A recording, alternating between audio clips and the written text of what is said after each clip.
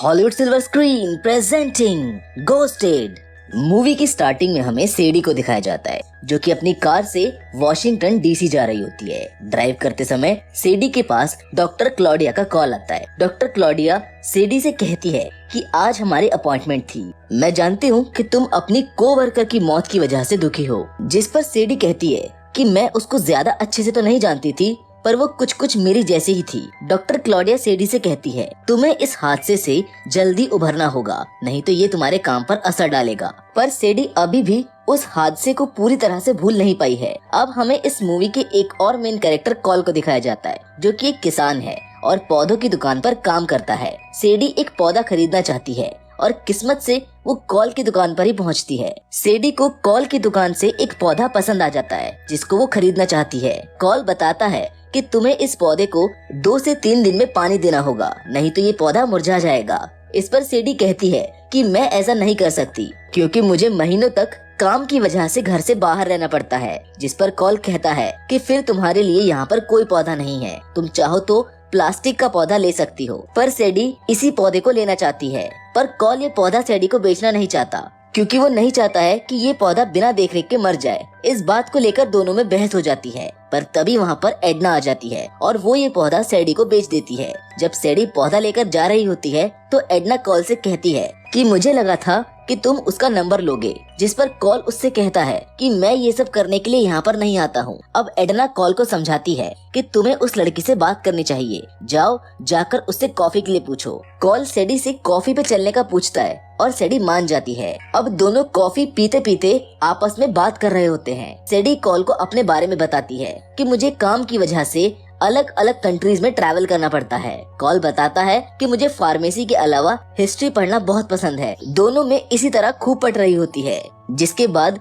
सेडी किसी बात पर कहती है कि मुझे किसी चीज से डर नहीं लगता, जिसे सुनने के बाद कॉल सेडी से इस बात पर शर्त लगाता है कि अगर मैं तुमसे पहले इन सीढ़ियों पर चढ़ गया तो तुम्हें बताना होगा कि तुम किस चीज से डरती हो। पर सेडी कॉल से पहले वो सीढ़ियाँ चढ़ जाती है। अब सेडी कॉल को बताती है कि जब मैं 6 साल की थी तब मैं और मेरी मॉम अपने देश से भाग आए थे। उस वक्त मैं बहुत डरी हुई थी, पर मेरी मॉम बहुत स्ट्रॉन्ग थी। मुझे भी अपनी मॉम जैसा स्ट्रॉन्ग बनना है। मैंने उस दिन तय कर लिया था कि अब मैं कभी नहीं डरूंगी। कॉल कहता है मुझे तुम पर विश्वास है। दोनों मिलकर रात को एक क्लब में जाते हैं। वहाँ पर दोनों ड्रिंक करते हैं और दोनों एक दूसरे के दुख सुख बांटते हैं। कॉल और सेडी एक दूसरे की कंपनी को एंजॉय करने लगते हैं। कॉल बहुत खुश होता है क्योंकि फाइनली उसकी लाइफ में कोई आ गई थी। कॉल घर जाकर अपने पेरेंट्स को सेडी के बारे में बताता है। कॉल सेडी के पीछे बहुत ज्यादा डेस्परेट होता है। वो उसे हर वक्त मैसेज करता रहता है। कॉल को ऐसा करता देख उसके पेरेंट्स उसको समझाते हैं कि तुम्हें सेडी को हर वक्त मैसेज नहीं करना चाहिए। कॉल कहता है कि ठीक है, अब से मैं ऐसा नहीं करूँगा। पर कॉल फिर भी सेडी को मैसेज करता रहता है, लेकिन सेडी की तरफ से कोई भी रिप्लाई नहीं आने की वजह से कॉल काफी परेशान हो जाता है। अब उसका मन किसी काम में नहीं लगता। तभी कॉल को याद आता है कि उसका इनहेलर सेडी के पास ही रह गया है। वो अपने इनहेलर की मदद से सेडी को ट्रैक करता है। दरअसल कॉल अपने इनहेलर में ट्रैकर लगा के रखता था। कॉल सेडी को ट्रैक कर लेता है। उसकी लोकेशन लंदन में बताती है, पर कॉल कभी भी अपने देश से बाहर नहीं गया है। कॉल की माँ उसको समझाती है कि तुम्हें सेडी के पास जाकर उसे सरप्राइज देना चाहिए। कॉल अपनी माँ की बात मानकर लंदन पहुँच जाता है। एयरपोर्ट पर कॉल को कुछ लोग अपने साथ गाड़ी में बिठाकर ले जाते हैं। कॉल को एक आदमी टैक्समैन के नाम से बुलाता है।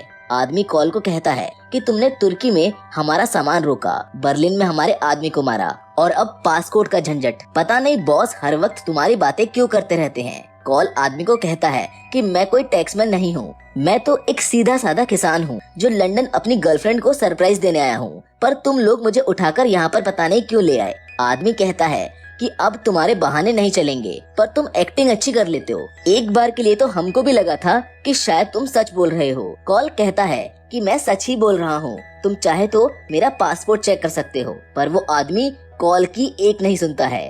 अब वो कॉल को टॉर्चर करने के लिए उस पर कीड़ा छोड़ने वाले होते हैं। तभी सेडी पीछे से आकर उस आदमी को मार देती है। सेडी कॉल को एक गन देती है और कहती है कि मुझे छोड़कर सभी पर गोलियां चलाओ। कॉल को कुछ भी समझ नहीं आता है। वो सेडी से पूछता है कि ये क्या हो रहा है और ये लोग कौन है। सेडी कहती है कि ये बुरे लोग हैं, इन्होंने हमारे एजेंट्स के लिए जाल बिछाया था, पर तुम उसमें फंस गए। जिसके बाद वो कॉल को अपने बारे में बताती है कि वो एक CIA एजेंट है, जिसे सुनकर कॉल हैरान हो जाता है। वो पूछता है कि ये टैक्समैन कौन है और ये लोग भला मुझे टैक्समैन क्यों समझ रहे हैं। सैडी ये सुनकर थोड़ा गुस्सा होती है। वो कहती है कि इन लोगों को क्या लगता है कि इनके जाल में मैं फंस जाऊंगी, जिसे सुनने के बाद हमको यहाँ पर मालूम हो जाता है कि टैक्समैन और कोई नहीं बल्कि सैडी है।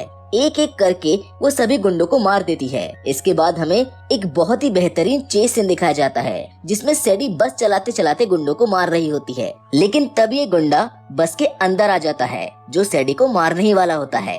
लेकिन तभी कॉल सैडी की जान को बचा लेता है। दोनों बचकर उन गुंडों से आगे निकल जाते हैं। आगे कॉल सैडी से कहता है कि तुम झूठी हो। सैडी कहती है कि मैं झूठी नहीं हूँ, मैंने तुमसे ऐसी ऐसी बातें शेयर की हैं जो मैंने आज तक किसी से नहीं की। जिस पर कॉल पूछता है कि क्या वाकई में जो तुमने अपने काम के बारे में मुझे बताया था वो सच था। जिस पर सैडी कहती है कि हाँ, मैंने अपने काम के बारे में तुमसे झूठ बोला। कॉल सोचता है कि मैं इतना बड़ा बेवकूफ था जो मैंने सैडी जैसी झूठी लड़की पर यकीन कर लिया। मुझे तो ऐसा लगता है कि तुम्हारे कोवर्कर वाली कहानी भी झूठी होगी। जिस पर सैडी कॉल को बताती है कि मैंने ही अपने कोवर्कर की जान ली थी, क्योंकि वो इन दुश्मन के साथ मिली हुई थी। आगे दोनों में बहस हो जाती है और कॉल वापस अपने घर जाना चाहता है। लेकिन सैडी कॉल से कहती है कि तुम अब वापस नहीं जा सकते, क्योंकि वो लोग तुमको टैक्समैन समझते हैं, इसलिए अब तुम्हें मेरे साथ चलना होगा। वो दोनों पाकिस्तान जाते हैं, जहाँ पर वो मार्को नाम के एक आदमी से मिलते हैं। वो आदमी कहता है, गुफा में जो लड़ाई हुई थी तभी मुझे समझ जाना चाहिए था कि वो तुम हो।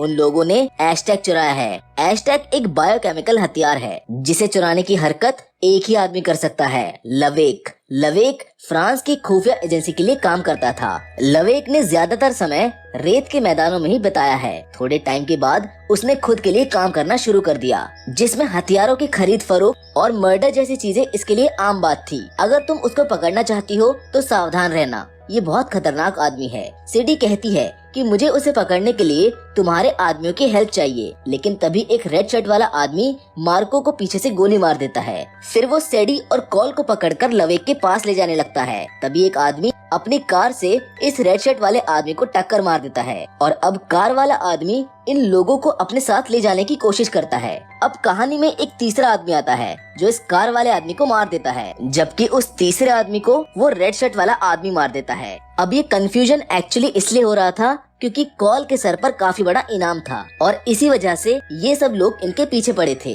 कॉल सैडी से बहुत ज्यादा नाराज होता है। कॉल को लगता है कि सैडी को सिर्फ पासपोर्ट की चिंता है। दरअसल एशटैग एक ऐसे ब्रीफकेस में रखा गया है जिसे खोलने के लिए पासपोर्ट की जरूरत पड़ती है। सैडी की कोवर्कर एलेना ने वो पासपोर्ट ढूंढ लिया था। एलेना वो पासपोर्ट लवेक को बेच पाती उससे पहले ही सैडी वहाँ पहुँच गई और सैडी ने उस पासपोर्ट को डिस्ट्रॉय कर दिया। बिना पासपोर्ट के एशटैग किसी काम का नहीं है। जिसके बाद सैडी कॉल को बेहोश कर देती है। दूसरे सीन में हमें लवेक दिखाया जाता है, जो अपने आदमियों को बता रहा होता है कि ग्रेट खान इस धरती के महान हत्यारे थे। वो हमेशा कहते थे कि अगर तुम्हें किसी खान को ढूंढना है तो लाशों के ढेर के पास जाओ। लवेक को लगता है कि कॉल ही टैक्समैन है, जिस पर लवेक कहता है कि इस तरह की नाकामी हमारे ऊपर काफी भारी पड़ सकती है। हमारे काम में अगर हम कामयाब होते हैं तो हमें दौलत और शोहरत मिलती है और अगर नाकाम तो सिर्फ मौत। लवेक कॉल पर $1 मिलियन का इनाम रख देता है। इसके बाद सैडी कॉल को बांधकर लवेक के पास ले आती है। लवेक कॉल को देखकर बोलता है, तो तुम हो टैक्समैन, मैं तुम्हारी हालत देखकर समझ सकता हूँ। एक समय मैं भी CIA के लिए काम किया करता था। काम निकल जाने पर CIA हमेशा अपने आदमियों को इसी तरह छोड़ देती है। मेरे साथ भी कुछ ऐसा ही हुआ था। खैर छोड़ो, मुझे पासपोर्ट बताओ और अपनी जान बचा लो। सैडी लवेक से कहती है कि तुम मुझे जब तक मेरे इनाम के पैसे देते हो तब तक मैं इस पर नजर रखती हूँ। और इस तरह सैडी भी लवेक के आदमियों के साथ प्लेन में चढ़ जाती है। प्लेन में लवेक के आदमियों को पता चल जाता है कि सैडी और कॉल आपस में मिले हुए हैं। इस वजह से प्लेन में फाइट होने लगती है। फाइट के दौरान सैडी को पेट में चाकू लग जाता है, जिस वजह से अब वो और नहीं लड़ सकती है। जिसको देखकर कॉल सैडी और एशटैग वाले ब्रीफकेस को लेकर प्लेन से कूद जाता है। अगले दिन सैडी को ये जानकर बहुत अच्छा लगता है कि कॉल ने उसे और ब्रीफकेस दोनों को बचा लिया। जब लवेक को पता चलता है कि टैक्समैन फिर से भाग गया है तो उसे बहुत गुस्सा आता है। उधर दूसरी तरफ सैडी और कॉल फिर से एक दूसरे के करीब आ जाते हैं। अगले दिन उन दोनों की तलाश में CIA और लवेक के आदमी उस जगह पहुंच जाते हैं। अब एक ऐसा सिनेरियो बनता है कि लड़ाई के बीच में सैडी कॉल और ब्रीफकेस दोनों में से किसी एक को बचा सकती है। वो कॉल को चुनती है। लवेक के आदमी वो ब्रीफकेस ले जाते हैं, जिसके बाद CIA सैडी से पूछताछ करने के लिए उसे अपने साथ ले जाते हैं। वहाँ पर कॉल को स्क्रीन पर एक पौधा दिखाई देता है, जिसे देखकर कॉल बताता है कि इस पौधे को अमेरिका में कई सौ सालों से उगाया जा रहा है। लोग इसे खाने के लिए गाते हैं, पर एस्टेक के लोग इसे अपने रिचुअल्स के लिए इस्तेमाल करते हैं। CIA और FBI मिलकर ये डिसाइड करते हैं कि वो पासकोड का आधा हिस्सा लवेक को देंगे, जिससे लवेक को CIA पर विश्वास हो जाएगा और वो उसको पकड़ लेंगे। पर इस काम में भी उन्हें कॉल की जरूरत थी। कॉल ना चाहते हुए भी हाँ बोल देता है। सैडी कॉल को रोकने की कोशिश करती है, पर इसका कोई फायदा नहीं होता है। दूसरी ओर लवेक के लोगों को CIA का ऑफर मिलता है। कॉल लवेक से मिलने उसकी बताई जगह पर पहुंच जाता है। लवेक CIA के एजेंट्स को मार देता है जो कॉल को गाइड कर रहा था। अब लवेक कॉल के पास आकर पासकोड मांगता है, लेकिन कॉल बातों को गोल गोल घुमाता है, जिस पर लवेक कॉल से कहता है कि तुम सीधे सीधे पासकोड दे रहे हो या मैं अपने तरीके से निकलवाऊं। तभी उन दोनों के बीच में सैडी आ जाती है और उनको पता चल जाता है कि सैडी असली टैक्समैन है, कॉल तो सिर्फ उसका बॉयफ्रेंड है। सैडी उस ब्रीफकेस को ओपन कर देती है और मिस्टर उतामी सैडी के अकाउंट में पैसे ट्रांसफर कर देते हैं। तभी मिस्टर उतामी वहाँ पर आ जाते हैं और ब्रीफकेस अपने साथ ले जाते हैं। लवेक के पास उन्हें ब्रीफकेस देने के अलावा और कोई रास्ता नहीं होता है, इसलिए वो CIA का ऑफर मान लेता है। लवेक सैडी को मारने की कोशिश करता है। तभी सैडी जोर से बोलती है कि मिस्टर उतामी ने लवेक के ऊपर इनाम रखा है। इतना सुनने के बाद वहाँ के बाउंटी हंटर्स लवेक के पीछे पड़ जाते हैं, जिसके बाद हमें एक बार फिर से शानदार लड़ाई का सीन देखने को मिलता है। कॉल लवेक के आदमियों को मार देता है, जिसके बाद लवेक सैडी को मारने ही वाला होता है, पर कॉल एक बार फिर से सैडी की जान को बचा लेता है। लवेक को बायोकेमिकल वेपन तो मिल जाता है, लेकिन इस बार सैडी लवेक को मार देती है। सैडी और कॉल साथ मिलकर इस मिशन को कंप्लीट कर लेते हैं, जिसके बाद हमें मूवी के एंडिंग में सैडी और कॉल की फैमिली को दिखाया जाता है, जो एक साथ खाना खा रहे होते हैं और कुछ समय बाद वो दोनों अपनी जिंदगी साथ बिताने लगते हैं, जिसके साथ ये फिल्म यहाँ पर खत्म हो जाती है। हम उम्मीद करते हैं कि घोस्टेड की कहानी आपको पसंद आई होगी। अगर आप ऐसी और भी इंटरेस्टिंग कहानियाँ देखना चाहते हैं तो आप हमारे चैनल को चेकआउट कर सकते हैं। बाकी आज की कहानी में तो बस इतना ही, लेकिन हम फिर से जरूर मिलेंगे और वो भी एक और नई इंटरेस्टिंग कहानी के साथ। लेकिन तब तक के लिए धन्यवाद।